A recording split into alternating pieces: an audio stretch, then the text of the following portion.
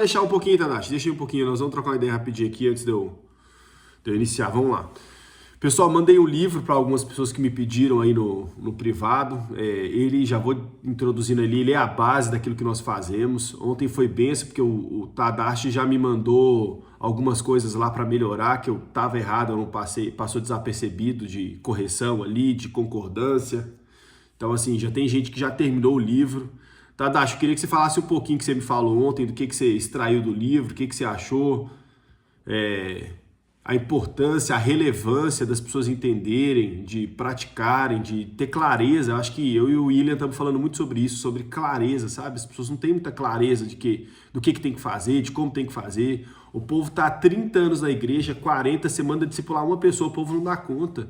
O povo fala assim, não, mas como é que faz para discipular? Eu falei, rapaz, tá 40 anos na igreja, ouvindo o negócio, não consegue discipular uma pessoa. Eu tô falando sério isso aqui. Eu fui numa base missionária uma vez aí de indígenas, e aí eu falei com o pastor lá da base, o cara é pastor, eu falei assim, aqui, e aí, você já tá discipulando alguém para assumir o seu lugar no futuro? Ele falou, rapaz, estou de olho no menino jovem aqui, assim que ele crescer eu vou mandar ele pro seminário.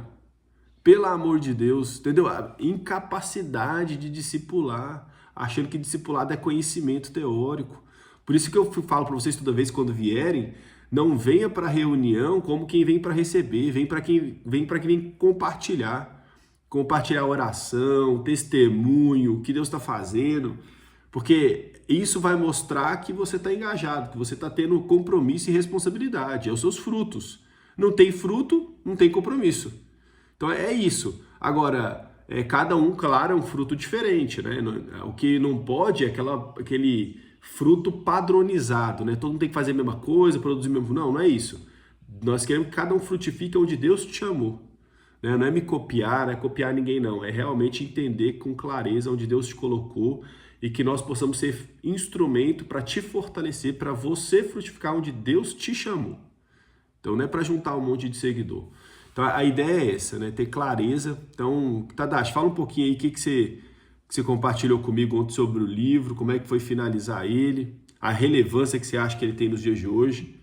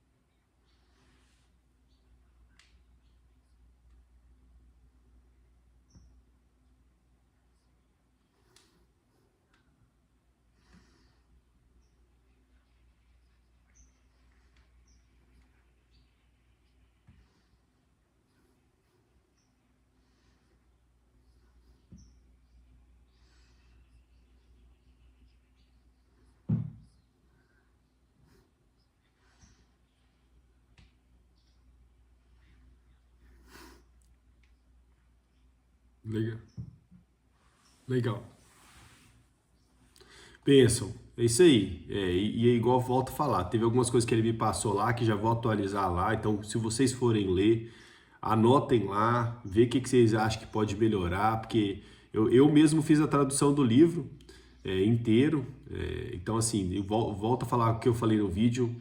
Me impactou demais, porque a primeira vez que eu li, eu já tinha absorvido bastante coisa. Mas dessa vez não adianta. Quando você vai amadurecendo, orando, tendo mais comunhão, o Espírito Santo vai revelando. Deus só vai revelar para quem não é preguiçoso. Então não adianta. Preguiçoso não tem revelação. Você esquece. Então se o cara não levar o evangelho a sério, por quê? Porque você precisa ter experiência. É igual quando eu era criança, eu estava lendo os livros ali de Dostoiévski, não entendia quase nada. Porque eu não tinha ainda maturidade. Eu podia ler 10 vezes que não ia adiantar. O evangelho é a mesma coisa. Se a gente não praticar, a gente não vai ter maturidade para entender. Aí a gente vai ficar brigando no nível infantil. A discussão fica no nível infantil. E aí o que está falando no livro lá é que as pessoas hoje estão numa discussão no nível infantil, de intelecto e não de experiência. É aquilo que eu estou falando. Os líderes hoje se tornam mestres na Bíblia, doutores na Bíblia, mas quando vai para a prática, os frutos são muito fracos. E ali Paulo era o oposto. Paulo, na prática, os frutos dele era que ele estava disposto a entregar a vida pelo evangelho. Hoje, né, Deus aperta um pouquinho pelo evangelho e o povo já dá uma gritada. Ai, ai. Na época não, na época eles viram Paulo lá ser açoitado, apedrejado. Então eles já sabiam o que ele estava entrando.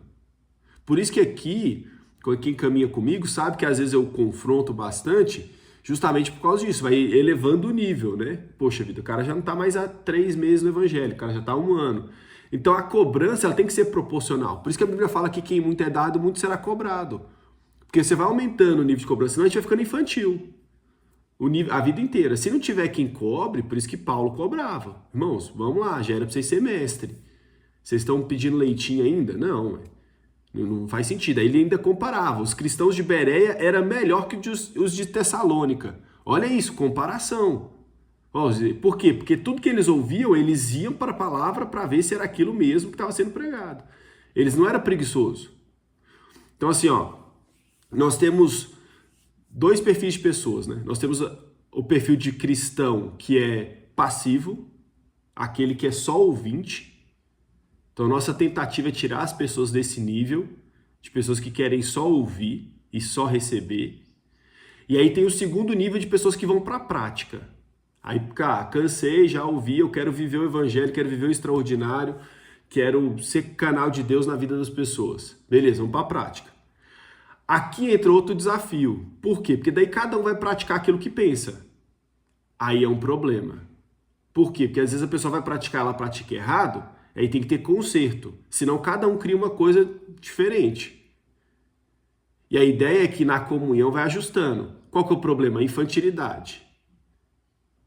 A pessoa ainda quer acertar de primeira, quer acertar de segunda. Não. Ia caminhando junto e ia consertando, caminhando junto e consertando. Qual que é a grande dificuldade? A constância e a persistência na caminhada junto. Aonde que o diabo quer atacar? Na comunhão. Se a gente não aprofundar em comunhão, a gente não aprofunda em testemunho. Porque o que é testemunho? É a comunhão. Vou repetir. O que é o testemunho? É a comunhão. Por que vocês andam juntos? Por que vocês tiram o domingo para estar junto?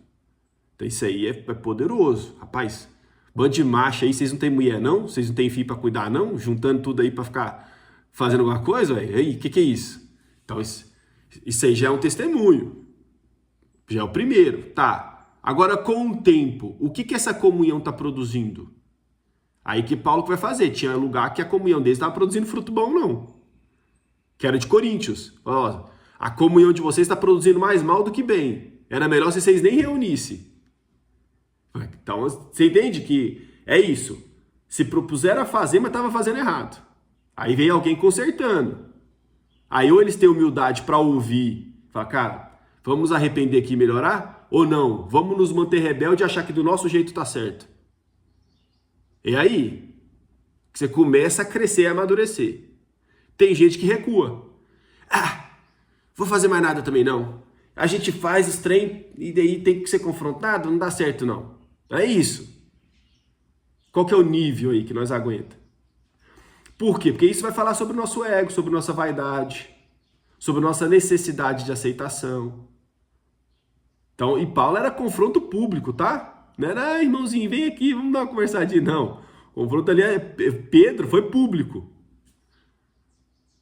Tanto que os discípulos de lá no livro lá tá lá. Os discípulos de Paulo viram tudo isso aí assistindo assim, ó. Que é isso? Que coisa é? Que confusão é essa? Então eles foram criados na prática. Então quando eles enfrentaram algum desafio, eles viram. Então quem caminhou comigo aí, na verdade, o que mais caminhou comigo aí constante foi o Vitor. Então ele me viu aí na prática aí, passando por vários desafios aí na comunhão, vários, de pessoas justamente isso, né? Querendo reunir e fazer da cabeça. E aí vai confrontando. Uns aceitam, outros não aceitam, e enfim. É aquilo que eu falo, né? Cada um tá plantando e tá construindo. Por isso aquele vídeo lá que eu mandei, que o Rodrigo até perguntou. O Rodrigo perguntou. Falou assim, não, mas como é isso, né? Eu falei assim, rapaz, a Bíblia falou que tá todo mundo construindo. Né, dos cristãos que querem fazer algo. Tá todo mundo construindo. Vai vir o fogo e vai provar a obra de cada um. Se foi feito de palha, de ouro, de pedra preciosa, do que foi feito aquele material? Se ela sobreviver ao fogo, é porque era de Deus. Se não sobreviver, era palha, não tinha validade nenhuma para o reino, e ainda aquela pessoa vai ser salva. Por que aquela pessoa vai ser salva? Que está tentando fazer o certo. Porque é aquilo, Deus já sabe que a gente é falho. Deus não está esperando perfeição. Ele está esperando compromisso. Então ele quer que a pessoa, você está tentando acertar e está errando, tá tudo certo. Quem erra tentando acertar, tá tudo certo. Tanto que Jim vai escrever num dos livros dele, esse é um ótimo para traduzir, que é Andando próximo de Deus quando você não é bom nisso. Olha o título, Andando próximo de Deus quando você não é bom nisso. E ele vai falar que não tem mais nada que desanima as pessoas mais do que iniciar uma caminhada com Cristo e achar que você não vai errar. Que é isso, não, agora eu vou fazer tudo certo para Jesus. Estou empenhado, estou dedicado. Rapaz, nós vamos errar aí, não tem jeito não. Deus já contabilizou o nosso erro, nossa falha. Agora a constância que vai determinar onde está o nosso coração. Se algo nos parar, nos barrar, aí é porque o nosso coração não estava no lugar certo. Se a gente continua, e é isso, nós vamos acertar, vamos errar. Então, nossa função aqui é o quê? Tirar as pessoas da passividade para se tornarem ativos dentro do reino, e mesmo ativos não é ativo de qualquer jeito. A gente vai tendo comunhão, vai consertando, por isso que é o tempo de comunhão. Ó. Quanto mais eu reúno aqui com vocês e com o William aqui ontem com o Eduardo presencialmente, mais a gente avança. Não adianta querer ser rápido não, o trem demora. Então o William tá aqui, cada vez que a gente reúne, rapaz, nós avançamos mais um pouco aqui, que é isso, né? E eu até falei com ele antes de ontem no telefone, falei, rapaz, é um privilégio, assim, ó, o conhecimento que eu já recebi do Senhor, e cada vez mais recebendo mais, aonde que eu vou estar daqui 30 anos, daqui 20 anos? E aí ele falou que o time, acho que foi o Keller que falou que, o que nós vamos fazer no céu? Vamos conhecer a Deus. E depois, continuar conhecendo a Deus. E depois, continuar conhecendo a Deus. É infinito. E a alegria é você estar mais próximo da verdade possível, porque a maioria anda em ilusão. A maioria está aí andando aí, a Bíblia fala que é cego guiando outro cego e caindo no buraco. Então é isso, a gente mensura dessa maneira. Vamos lá ver se eu consigo avançar. Mandei para vocês os versículos para a gente ler e conseguir entender algo que eu acho que é importante mediante o livro, tá? Então, quem não me pediu ainda, manda no privado lá, que eu vou mandar no privado o livro. Assim, ó, se você quer amadurecer, se você quer entender e não quer fazer de sua cabeça, anda com quem é mais maduro. Pelo amor de Deus, tenha humildade. O Jim é esse cara. Esse cara morreu com 90 anos, mais de 30 livros publicados, mais de 40 países pregando evangelho. Rapaz, você não consegue mais know-how do que isso, não. Então, assim, historiador, assim, é um privilégio. E eu tenho certeza, é isso que eu falei. Por que eu ainda não vou para a internet aí jogar essas bombas aí tudo aí? Porque eu quero viver, né? Quero viver, quero experimentar, quero multiplicar. A gente quer ter prática, não quer ter teoria. Eu não quero ser uma pessoa brigando por teoria, pelo amor de Deus. Quem tá certo e quem tá errado. Quero ser uma pessoa que experimenta, vive, transforma e transborda aquilo que Deus deu. E que quando vê vocês fazendo isso, aí pronto, é sinal de que esse evangelho ainda está vivo. Por quê? Eu não posso acreditar que só na época de Paulo que isso acontecia, não. Pelo amor de Deus, era só lá que acontecia o evangelho? Nós vivemos esse negócio morno aqui, que a sensação é que está todo mundo caindo, perdendo, cada um procurando só seus próprios interesses. Aí não dá. Não, pelo amor de Deus. Então vamos lá, ó. Iniciando lá, Marcos 6,4. Jesus lhes dizia: não há profeta sem honra, senão em sua própria casa, entre os seus parentes e na sua casa. Essa aqui é a primeira coisa que Jesus vai lá para Nazaré, para levar o evangelho, para curar. E o povo falou: não. Não, eu conheço você. Ih, você é pequenininho assim, ó. Desse tamanhozinho assim, ó, catatal, dando problema aqui. Você agora é Deus? Fazendo, não, tô fora. Então as pessoas que às vezes conhecem a gente antes, ainda mais da família, que tem nosso histórico de vida, elas não conseguem enxergar a sua transformação interna. Então às vezes tem muita gente querendo influenciar as pessoas próximas ali, querendo um resultado, e às vezes não tem. Por quê? Porque as pessoas vão ter na mente delas o nosso histórico e não a nossa transformação interna. Então demora muito mais para você gerar um impacto. E aí você tem que entender que às vezes você vai gerar impacto muito mais fora do que às vezes dentro ali. E aí você tem que estar em paz. Muitas vezes você tem que orar para Deus mandar outras pessoas para ser referência para quem está mais perto de você. Que às vezes você vai ouvir melhor outra pessoa de fora do que você. E aí, às vezes o William lá tá fazendo isso, tá pegando às vezes os meninos, amigos do filho dele, para gerar discipulado, para talvez eles influenciar o filho. E é isso mesmo.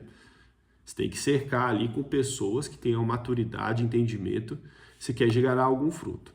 Então, cuidado com a expectativa, tá? Tem uma coisa, não tem nada que desanima mais o cristão que a expectativa. O que é isso? Vou fazer, agora vai dar certo. Aí joga a expectativa lá no alto que todo mundo vai querer, que todo mundo vai valorizar, e aí desanima. Pô, mas ninguém quer, ninguém... Imagina se Jesus tivesse desanimado em Nazaré. Ele não teria avançado, não. Não, o povo aqui não quer, não. Isso aqui não é para a humanidade, não. Eles não estão preparados, não. Não, pelo amor de Deus. Vamos para outra cidade. Por isso que ele começou a enviar a galera. Vamos espalhar aí. Vim para Nazaré, eles não querem, vamos dar o pé. Então é isso. Vim para cá, não querem, vamos para outro lugar. Vamos para onde pessoas querem. Quando eu vim para mudar para Anápolis, eu falava com o Vitor. Falei: ô Vitor, rapaz, você não sabe se lá em Anápolis tem outros Vitão aqui também, tem outros Tadashi. Então tem que rodar. Tem outras pessoas aí que estão precisando conhecer, entender, amadurecer. Então a gente vai com a motivação de levar o evangelho e não a expectativa. Tá? O que mais desanima é a expectativa. E aí ele começou, chamou a si os 12, começou a enviá-los de 2 em 2 e deu-lhes poder sobre espíritos imundos. Aqui para mim a coisa que eu já falei para vocês mais transformadoras, tá? Primeira coisa, Jesus não enviou 12. Grave isso no seu coração, Jesus não enviou 12. Jesus enviou 6 pares, tá? Jesus enviou 6 pares, ele não enviou 12. Por que ele enviou 6 pares? Para o mundo entender que o poder de Deus seria manifesto na comunhão. Por isso a dificuldade em permanecer em comunhão. Porque o que vai determinar se a gente consegue manter em comunhão? Só o Espírito Santo. Porque eu sou falho, eu vou cometer erro, vocês são falhos, vocês vão cometer erro. O que vai fazer eu andar com a pessoa falha? O Espírito Santo. Por isso que eu falo para vocês, o Alex, que é de Divinópolis, que caminhava comigo uma época, ele falava assim: Thomas, eu ando com você porque você fala de Jesus. Eu falei: não, você está errado, você não tem que andar comigo porque eu falo de Jesus, você tem que andar comigo porque você fala com Jesus. Porque a partir do momento que eu errar, você já para de andar comigo. Não. E o Paulo Bosch fala um negócio que é pesado, ele fala: irmãos, se você tiver que errar com alguém, não erra com alguém que é mediano, não, alguém imaturo, não, erra comigo. Que eu sou seu irmão, vou saber entender seu erro e nós vamos passar por cima. Rapaz, isso aqui é forte, hein? Erra comigo. Pode errar que tá tudo certo. Nós vamos orar, perdoar e nós avança. Agora, se você errar com o outro pode não entender, não. O outro vai virar as costas, vai achar ruim e vai dar briga. Agora, quem que evolui para esse nível? Poucas pessoas evoluem. Por isso que o testemunho hoje é fraco. Irmão, tô falando sério, vai nas igrejas. Ó, o William aqui tem anos aí de... O nível de comunhão, por isso que o testemunho é fraco. Porque as pessoas querem pregar com a teoria e não com a comunhão. Porque a teoria é muito mais fácil, pô. Eu estudar grego e hebraico é mais fácil que eu andar em comunhão. Vou repetir. Eu estudar grego e hebraico é mais fácil do que eu andar em comunhão. No propósito. Comunhão para ganhar dinheiro é fácil. Comunhão para poder fazer churrasco é fácil. Isso aí, rapaz, eu loto aqui a casa aqui em uma semana. Uma semana eu loto aqui. Agora, comunhão para aprofundar em conhecimento, para ser confrontado, para caminhar ali para a morte, para negar a si mesmo, para um dar suporte para o outro, mais desafiado um pouquinho. Então a ideia é essa, perseverar para a gente aprofundar. Leva tempo. Se vocês não perseverarem por muito tempo, vocês não vão ter a revelação. E não adianta, por mais que eu ensine, as pessoas não absorvem. Vou repetir. Por mais que eu ensine, as pessoas não absorvem. Por que elas não absorvem? Porque elas não têm a intencionalidade de comprometimento. Então, cara, vamos me comprometer. Vou ler o livro, vou ler 2 vezes. Eu falando, eu li 2 vezes. Eu tô falando que a primeira vez que eu li, eu não extraí metade do que eu extraí agora na segunda. Até porque você não leu direito? Sei lá. Acho que eu não estava maduro, o Espírito Santo depois trouxe revelação. A primeira vez que eu li deve ter sido quantos anos atrás que eu vim dos Estados Unidos? Quase 10 anos atrás eu li esse livro. E vim ler ele agora. Por quê? Por causa da comunhão. Então a comunhão está me levando a fazer isso. E aí eu tô lendo, traduzindo, porque o William estava me cobrando. Ô Thomas, rapaz, então passa mais coisa aí. Como é que é? Deixa eu ter clareza nesse negócio aí. Falei, William, acho que eu vou pegar um livro aqui para ver se eu consigo te trazer um pouco mais de clareza. Aí eu peguei o livro, traduzi, rapaz, aí, extraordinário. E aí tem outros aí para vir pela frente. À medida que vocês querem ter compromisso com isso, em multiplicar, em ajudar a publicar, ajudar a corrigir, levar para mais pessoas, nós vamos avançando. Então é isso, tá? O maior milagre é as pessoas caminharem juntas com o mesmo propósito. Tá? A comunhão é o que vai gerar discípulo. O problema é que a gente não tem conseguido. A gente tem uma comunhão, ela superficial. Eu reúno ali num lugar só para aquilo, só para estudar a Bíblia. Gente, quem não conhece de evangelho não vai querer reunir para estudar a Bíblia, não. Agora faz sentido um churrasco. Quando que faz sentido um churrasco? Para pessoas que estão afastadas de Cristo, vir para a comunhão, receber uma oração, depois elas vão para a Bíblia. Então aí faz sentido. Você faz coisas para poder aproximar pessoas que estão distantes. Ou você vai até elas. Aí sim. Por quê? Porque você está com um propósito. E chamando os 12 discípulos, disse-lhes, deu-lhes poder sobre os espíritos imundos para expulsarem, para curarem toda enfermidade e todo mal. Então, Jesus deu poder para o indivíduo? Não, para a comunhão. Então, vocês têm poder, não é você tem poder. Vou repetir, vocês têm poder, não você tem poder. Então, quando vocês forem, os 2 oram e expulsam demônio. Os 2 oram e curam enfermo. Os 2 oram e libertam o cativo. Tá? A comunhão e a relação desenvolveu autoridade para representar o reino. Então, por que as pessoas estão fracas? A maioria dos testemunhos que você ouve hoje é de indivíduo. Eu fui para lá, preguei, converteu, eu fui para lá não sei o quê, eu fui... Tudo indivíduo. Eu desafio vocês a ouvirem testemunho de comunhão. E aí, igual eu falo, é fácil, não é fácil, mas é mais fácil você encontrar indivíduos maduros que estudam, que buscam a Deus. Desafio encontrar corpo maduro. Um grupo de pessoas que estão com o mesmo entendimento, com o mesmo propósito, com a mesma comunhão. Aí eu desafio. Indivíduo maduro é mais fácil. Pessoa ali que está orando a Deus, que está buscando, que está entendendo, beleza. Agora, se isso vai produzir um fruto de comunhão profunda. Para que serve seu conhecimento? Para gerar fruto. Se não gerou fruto, seu conhecimento se tornou inútil. O sal se torna insípido. A luz não ilumina e não gera impacto na vida das pessoas. Porque é a comunhão que vai gerar. E aí você vai ter que estar preparado para a guerra. Eu estou numa guerra aqui nesse condomínio. Uma guerra violenta. Para estabelecer o reino de Deus. Tem pessoas cristãs aqui, rapaz, é uma vergonha. Uma vergonha. Desde adultério, várias coisas que vocês imaginarem. E aí é isso, é uma guerra. E aí essas pessoas que são cristãs, que levam o negócio mais ou menos, quando me veem levando mais a sério, em vez de querer ajudar, se torna um empecilho. Porque eu revelo o erro das pessoas sem fazer nada. Só mostrando o certo. Então, só do fato de, poxa vida, os caras estão reunindo, o que é isso? Vocês não têm igreja, não? Por que vocês reúnem na igreja?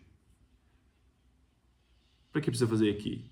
E aí começa a se levantar pessoas para minar aquilo que você está fazendo. Então é isso. E aí o corpo é para quê? Para não deixar ninguém fraquejar, perseverar. Então, falando com o William aqui, o Miranda, persevera aí com a turminha aí dos jovens, liga para eles, marca um churrasco primeiro, vocês estão desanimados, ora, depois volta para o discipulado. Tem que ir atrás, né? Se não se deixar de qualquer jeito, solto, assim, realmente a tendência é, todo o corpo a tendência é voltar para a inércia, não é? A física, a tendência do corpo é voltar para a inércia, para voltar, não é tender, mas ficar parado. Se não tiver uma força contrária para nos tirar da inércia, a gente volta para a inércia espiritual. Então tem que vir alguém soprar aí um fôlego aí para... Nossa, peraí, tava dormindo aqui. Deixa eu voltar aqui para ativa. E a tendência é essa. E quando entrardes numa casa, saudai-a. E se a casa for digna, olha isso que forte, se a casa for digna, desça sobre ela a vossa paz. Mas se não for digna, torne para vós a vossa paz.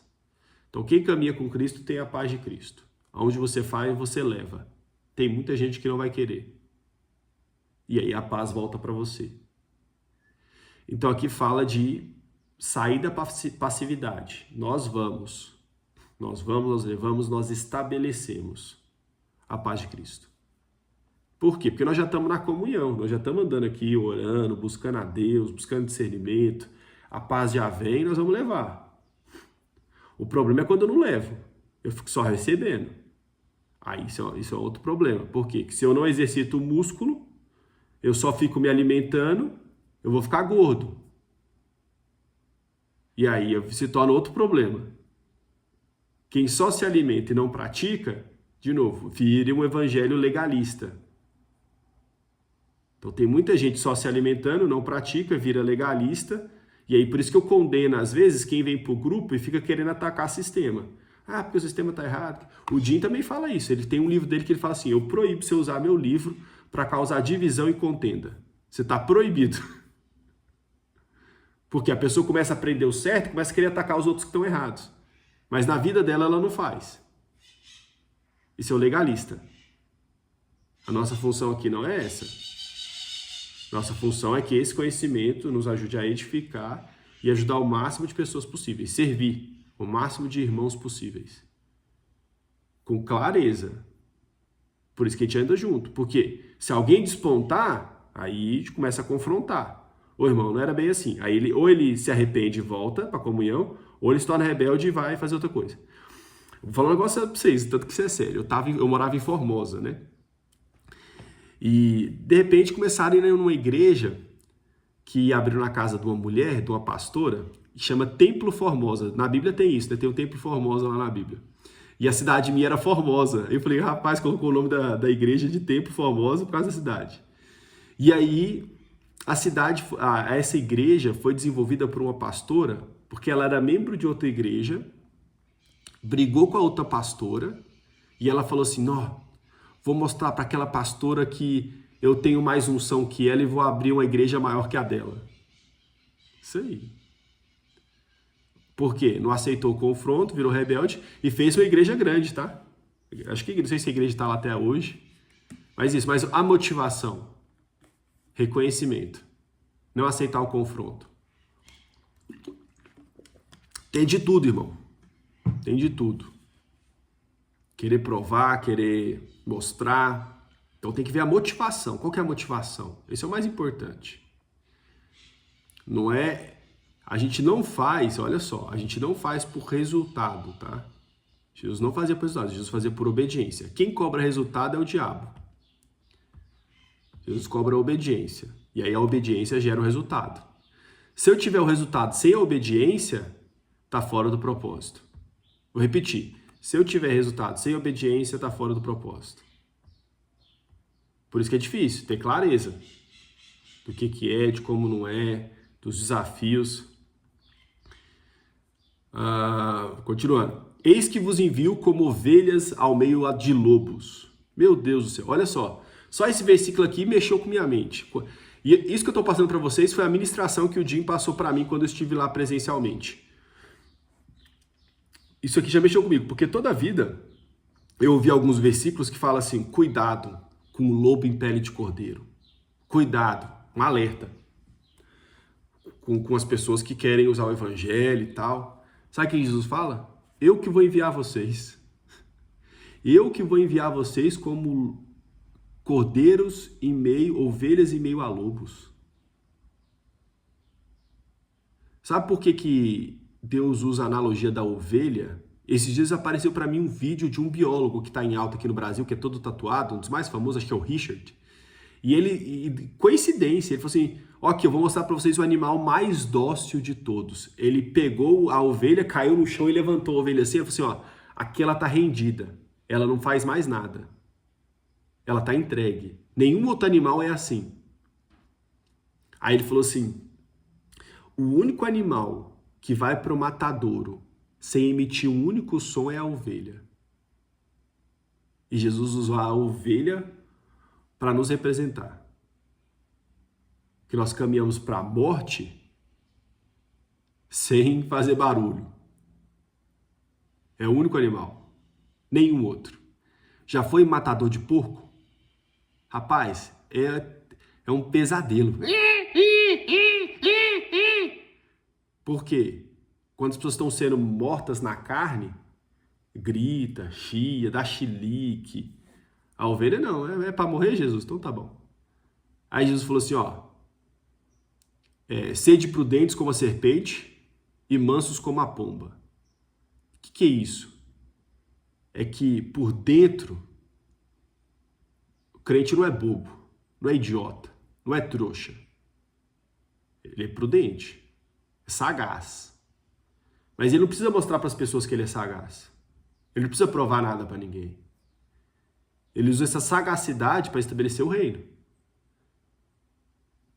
Por fora, olha lá, mano, o cara é bobo, o povo pisa nele, o cara continua ajudando, continua servindo. Esse cara é bobo. Por fora, manso como a pomba. Por dentro, prudente como a serpente. Você acha que Paulo era bobo? Você acha que o povo enganava Paulo? Mas nunca. Lá quando chicotearam Paulo e quiseram, ele é soldado romano, fizemos errado, vamos soltar ele. Ele falou assim, aqui não. Publicamente, se vocês não me pedirem perdão, eu não saio daqui não. Olha isso aqui. Ele fez os soldados virem a público pedir perdão porque tinham chicoteado ele. E cadê o perdão? Não, perdoa eles, Paulo. Eles não sabiam que você era romano, não. Não, aqui não. Vamos ter que reconhecer publicamente aqui. Então, Paulo não era bobo, não. Sabia do que fazer, como fazer. Só que ele se entregava para a morte diariamente. Em prol dos irmãos. Então, essa analogia aqui da ovelha é fantástico demais. Agora, irmãos, eu não nasci perfeito, não. A gente vai aperfeiçoando. Quantas vezes eu fui pressionado por Deus aí para morrer na carne e chiei também, tá doido? Dá uns gritinhos aí de vez em quando. Não é fácil, não. Agora, depois do efeito da morte, aí você se torna um cara mais maduro, mais espiritual, com mais fruto, com mais autoridade. Por isso que eu falei para vocês na última reunião. O povo pergunta, onde você fez teologia? Eu falo, mas isso não quer dizer porcaria nenhuma. Agora, o que você viveu no reino, isso gera autoridade. Autoridade é o que você já viveu no reino. Quanto tempo você tem de comunhão? Quanto tempo você tem de obediência? Quanto tempo você tem de negação, de morte? Então, tem gente que tem doutorado em teologia, mas a carne está lá no talo. É só vaidade, só ego, só soberba. Não tem comunhão, não tem submissão, não tem humildade, mas é o que mais tem. Ensinando Bíblia. Cheio de conhecimento bíblico. Então, amém, irmãos? É por isso que é difícil encher um lugar com uma mensagem dessa. Que nós somos ovelha indo para a morte. Difícil. Então, assim, a gente quer triunfar. A gente quer vencer, né? Mas aqui Jesus nos envia. E ele fala assim, ó. Vocês vão e eu vou mandar vocês a lobos e eles vão te estraçalhar. Eles vão te devorar. Mas antes que isso aconteça, vocês vão me ver indo para o matadouro como ovelha. Então, antes que perseguissem os discípulos de Jesus, Jesus foi o primeiro. E como ovelha ao matadouro. Ele subiu o Gólgota sem emitir um único som. Ele foi para a cruz sem emitir um único som. Ele falou, vocês vão me ver. Primeiro, para vocês aprenderem como é que morre. Então Jesus veio nos ensinar a morrer. É assim que você morre. Submisso ao Pai. À vontade do Pai. Por quê? Porque a morte de Jesus produziu nossa salvação. A morte da sua carne vai produzir a salvação de outros. Quanto mais resistente nós somos matar a nossa carne, menos fruto a gente gera. Aí muita gente não quer morrer. O que eles fazem? Vai estudar teologia, vai estudar Bíblia. Por quê? Porque não precisa de morte para isso. Aí eu mostro que eu tenho conhecimento bíblico, mas eu não preciso mostrar que eu não quero morrer. Então isso se torna um esconderijo de muita gente. E aí, a primeira coisa que Jesus faz é: basta o discípulo ser igual ao seu mestre. Então, vocês são meus seguidores? Façam o que eu faço. Vocês vão caminhar para a morte. E aí ele fala assim, mas não se preocupe, porque se eles destruírem o seu corpo, eu vou dar outro. Então ele fala assim, ó, muitos de vocês vão morrer, mas eu vou dar outro corpo para vocês. Então, o sacrifício máximo de um cristão é o mártir, que é o corpo. Quando você... Hoje nós não temos esse nível de perseguição no Brasil, de apedrejamento, né, de crucificação, mas nós temos uma perseguição velada de viver um evangelho mais profundo. Tenta viver esse evangelho mais profundo, você vai ser chamado de seita. Se você viver o evangelho mais profundo, você tem uma perseguição. Se você viver o evangelho morno, irmão, você vai bem demais. Aqui ele fala, se chamaram Beuzebu ao pai da família, quanto mais aos seus filhos. Então Jesus fazia os milagres lá, falava que ele fazia em nome de Beuzebu. Então distorciam o que Jesus fazia, falava que era maligno. E com vocês é a mesma coisa. Vocês vão fazer coisas boas e vão falar que é coisa ruim. E aí Jesus já dava o exemplo. Por isso que o Paulo discipulou da mesma maneira. Por isso que aquele livro ele traz clareza de como Paulo discipulou. Ele não discipulou com teoria, ele discipulou com a vida. E aí, quando eu estive aí em Divinópolis, eu tentei fazer a mesma coisa, né? Vários grupos, vários discipulados para gerar fruto. Por último, não cuideis que eu vim trazer a paz à terra. Não vim trazer paz, mas espada. Porque eu vim por meio em dissensão, o homem contra seu pai, a filha contra sua mãe e a nora contra sua sogra. E assim os inimigos dos homens serão os seus familiares. Quem ama o pai e a mãe mais do que a mim não é digno de mim. Quem ama o filho e a filha mais do que a mim não é digno de mim. E quem não toma a sua cruz e não segue após mim não é digno de mim. Quem achar a sua vida, perdê-la. Quem perdê-la por causa de mim ou por amor a mim, achá-la. Então aqui está claro que a gente não vai ter uma vida tranquila aqui nessa terra, né? Quem quer viver o evangelho é sair da zona de conforto mesmo. Vai ter desgaste, desafio, mas a parte boa é a comunhão, a transformação. Você estar mais próximo da verdade, é você não viver uma mentira. E aí a comunhão, ela traz isso. Agora, o difícil é permanecer. Por quê? Tira a gente da zona de conforto. Tira a gente ali de eu fazer o que eu quero, a hora que eu quero. Você vê lá o livro, lá quem lê lá, rapaz, os discípulos de Paulo andavam para onde Paulo mandava. Fala assim, ó, manda fulano aí.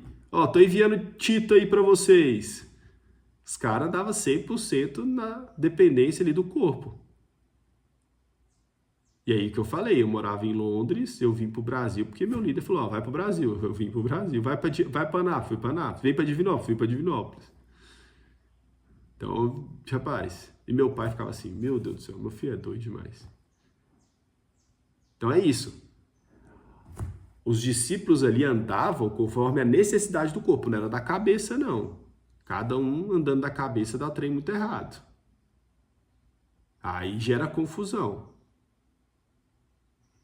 Esse é o maior problema. É cada um querer um negócio da cabeça. Por isso que aí a comunhão é esse alinhamento. Na comunhão nós vamos orar. Ó, tá estranho isso aqui. Vamos orar? Vamos buscar de Deus? Porque se tiver amor, a gente tem paciência para esperar a testificação. Se não tiver, cada um se vira aí, cada um vai pro seu lado. Amém, irmãos? Alguém quer falar alguma coisa, perguntar, antes de eu fazer uma oração aqui?